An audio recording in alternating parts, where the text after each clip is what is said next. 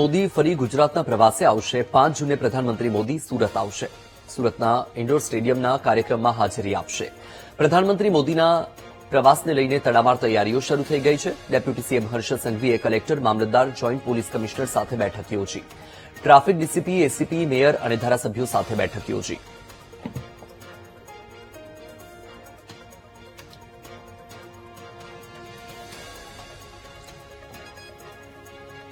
આ મુદ્દે વધુ માહિતી આપી રહ્યા છે સંવાદદાતા નિર્મળ પટેલ।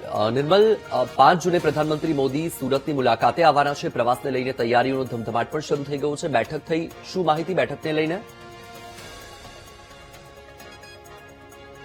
નિર્મલ, દમણ કોસ્ટલ હાઈવેનું ઉદઘાટન, જે એરપોર્ટ બન્યું છે, એરપોર્ટનું ઉદઘાટન કરીએ અને ત્યારબાદ સુરત ખાતે આવી પહોંચશે। સુરત ખાતે ઇન્ડોર સ્ટેડિયમ ખાતે આ કાર્યક્રમ યોજાશે।